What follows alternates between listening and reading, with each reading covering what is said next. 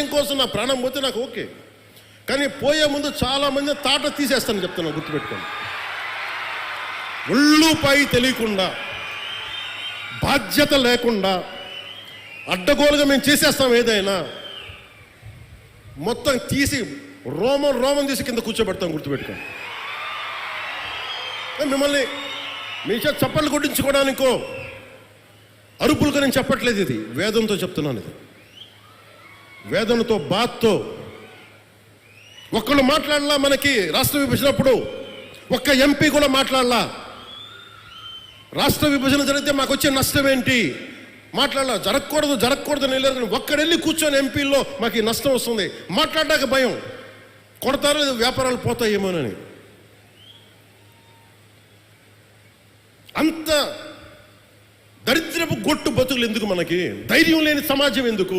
ధైర్యం లేని నాయకులు ఎందుకు? సిగ్గుండాలి కదా మనకి. అరే ఒకడు కూర్చోబెట్టి 56 రోజులు మొత్తం కడుపు కాలి ఏడుస్తాం. అతనికి కడుపు మంటకి భరించలేక బంకబట్టి గుడ్డ కట్టుకొని బట్ట కట్టుకొని కానీ కడుపు నిండా పెట్టుకొని ఏడిస్తే అతని ప్రాణత్యాగం మీద వచ్చింది. అలాంటి రాష్ట్రానికి అన్యాయం జరుగుతుంది, ఒక్కడు మాట్లాడేంటి? నాయకులు చేసిన తప్పులకి ప్రజలను ఎలా శిక్షిస్తారు? ఆ కోపం ఎవరికి ఉండద్దా? మనలో మనం కొట్టేసుకుందామా కులాల కింద? అమరజీవి జలధార వస్తే ఒక కులానికి వస్తాయా నీళ్లు? ఈ వేదిక పైన అంతా ఒక కులమా? పనిచేసే వాళ్ళంతా ఒక కులమా? ఏం మాట్లాడతారు ఒక్కొక్కళ్ళు? కులాల సమూహంతో కూర్చోబెట్టి కొట్టుకుంటాం, కానీ సమిష్టిగా ఇది ఆంధ్రప్రదేశ్, ఇది భారతం, ఇది భారతదేశం అని లేదే ఎవరికి. నాయకులు కూడా కావాలని అదే కోరుకుంటా ఉన్నా. నేను ట్రాన్స్పరెంట్గానే పట్టుకొచ్చాను. 10,000 మందికి ఏకదాటిని ఇచ్చానంటే నా కులపోళ్ళని ఇచ్చానా? నేను ముఖం తెలియదు నాకు ఒక్కొక్కళ్ళది. నేను ఒకటే చెప్పాను, వెరీ స్ట్రిక్ట్ పాలసీ. నేను 20 మందిని ట్రాన్స్ఫర్ చేయగలను నా పరిధిలో. Very clear cut instruction. ఒక లంచం ఉండకూడదు. వారికి ఇప్పించాం 10,000 మందికి, ఒక 10,000 మంది పైచులకు పైగా అట్ వన్ గో. ఇంతకుముందు అదే దానికి రేట్ కార్డు ఉండేది గత ప్రభుత్వంలో. ఈ కార్డు ఇవ్వాలంటే 30,000, దానికి 5,000, 15,000, 60,000, దానికి ఒక 60 కోట్లు 70 కోట్ల ఆదాయం మళ్ళీ దానికి. అవన్నీ తీసేశారు కదా. ఈరోజు రోడ్లు ఎందుకు వేస్తున్నారు? నువ్వు లంచాలు తీసుకొని అధికారుల దగ్గర రోడ్లు ఏమంటే వాళ్ళు ఎందుకు వేస్తారు? అందుకు ఫస్ట్ లంచం అనేది తీసి పక్కన పెట్టాం. మీరు జీతాలు తీసుకున్నారు, మీకు ఏదైనా కష్టం వస్తే నిలబడతాం, మీరు ప్రజల కోసం పనిచేయండి. ఈరోజు ఎందుకు 27 లోపల అవ్వాలి అధికారులకు చాలా స్పష్టంగా ఆదేశిస్తున్నాం.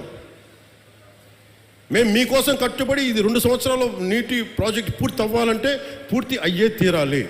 ఇది నేను పర్సనల్గా నేను కూర్చొని మన ఉభయ గోదావరి జిల్లాలకి మొత్తం ఆంధ్రప్రదేశ్లో ఉన్న ఈ 5 ప్రాజెక్ట్స్కి అయ్యేలాగా నేను పర్సనల్గా బాధ్యత తీసుకుంటాం.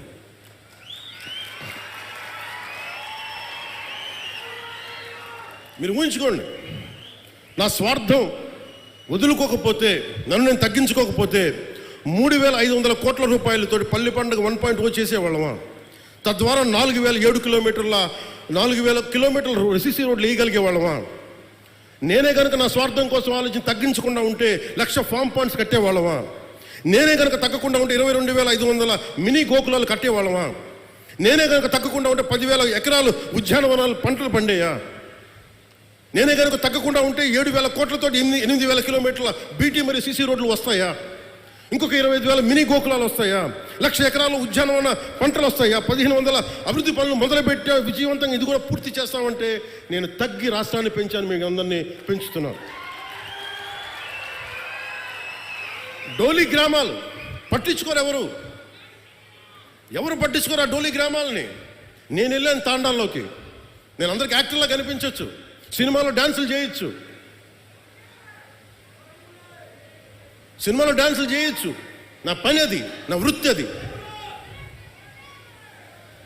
కానీ ఎందుకు చేస్తా ఉంటారే? మన మనిషి కష్టాల్లో ఉంటే ఇదే తాండాలో నేను తిరిగాను, ఇదే తాండాలు చూశాను. ఆదిలాబాద్ గోండు తాండాలు తిరిగాను. గుక్కెడు నీళ్లు కోసం ఏడుపు, నిద్ర పట్ల నాకు. వస్తామో పెడతామో తెలీదు.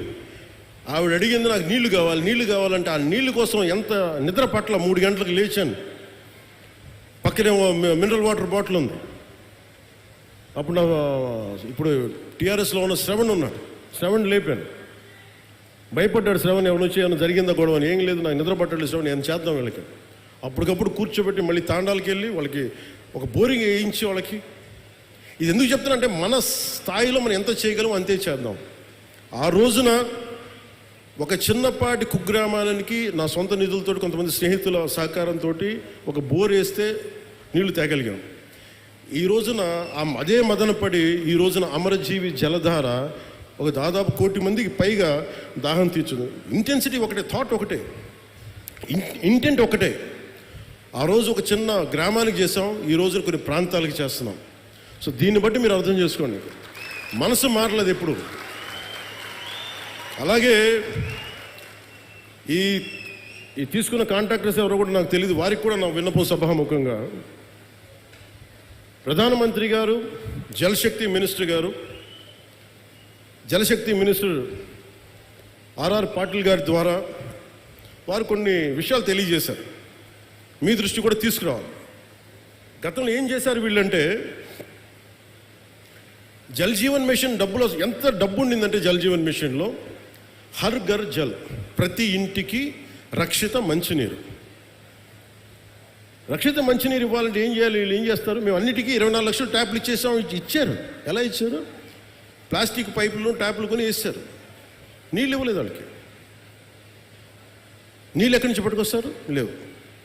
అసలు ఎక్కడ కూడా మేము ఇన్ని వేల కోట్లు ఇస్తామంటే, కేంద్ర ప్రభుత్వం చాలా గొప్పగా ఉంటాయి వాళ్ళ ఆలోచనలు. వాళ్ళు ఏం చెప్పారంటే, ఎక్కడైతే రక్షిత మంచి రిజర్వాయర్ వాటర్ ఉందో దాని నుంచి మీరు లైన్లు తీసుకొని మీరు వీటికి డబ్బులు వీటికి మీరు ఇంటింటికి ఇవ్వండి. కనీసం ఇంటికి 55 లీటర్ల నీళ్ళు ఇవ్వండి, తాగునీరు. ఇది వాళ్ళ ప్రోగ్రాం. కానీ వాళ్ళు ఏం చేశారంటే, కొన్ని గ్రామాల్లో కొన్ని చోట్ల పైపులే కదా మేము ఇంటికి ఇంత ఇచ్చేసామని చెప్పి పైపులు ఇచ్చేశారు, నీళ్లు కనెక్షన్ లేవు, అరాకొరగా వదిలేశారు. దాదాపు ఎంత శాతం దుర్వినియోగం అయిపోయిందని మీకు చెప్పలేండి, కడుపు మండిపోతుంది. ఇవన్నీ చూసి ప్రధానమంత్రి గారి దగ్గర నుంచి ఏమొచ్చిందంటే, జలశక్తి మినిస్టర్ నుంచి, మేము ఎందుకు కంటిన్యూ చేయాలి ఇది? మేము ప్రజల కోసం మేము డబ్బు ఇస్తుంటే ఇలాగ అడ్డగోలుగా మీరు నిర్లక్ష్యంగా చేస్తే మేము ఎందుకు ఇవ్వాలి డబ్బులు? వాళ్ళని కన్విన్స్ చేయడానికి పట్టింది. ఇందాక శ్రీనివాస్ వర్మ గారు చెప్తున్నారు, తపన పడుతున్నారంటే, మీరు డబ్బులు ఇస్తే మళ్ళీ మీరేం చేస్తారో, తినేస్తారేమో. వాళ్ళని కన్విన్స్ చేయడానికి నేను చెయ్యని ప్రయత్నం లేదు. గౌరవ ముఖ్యమంత్రి చంద్రబాబు గారు కానీ చేసిన తర్వాత, అడవి తల్లి బాట తర్వాత, లేదు వీళ్ళు జెన్యూన్గానే చేస్తారు, ఎంత నేను పర్సనల్గా తెలిసినప్పటికీ మీ పెర్ఫార్మెన్స్ ఎలా ఉంటుందో అని నమ్మిన తర్వాత ఈ రోజున ఇన్ని వేల కోట్లు వస్తున్నాయి అంటే, దానికి మీరు నమ్మి గెలిపించారు, మేము నమ్మి మీకోసం పనిచేస్తాం. అదే ఈరోజు కదిలించింది. 1005 కోట్లతోటి 625 గిరిజన గ్రామాలకి 1069 కిలోమీటర్ల శ్రీకారం చుట్టాం. ఇవన్నీ చెప్పిన తర్వాత ఎవరి డ్యూ రికగ్నిషన్ వాళ్ళకి ఇచ్చాం. ప్రధానమంత్రి గారి సహకారం లేకపోతే ఈరోజు మేమేం చేయలేం. అలాగే ఒకవైపు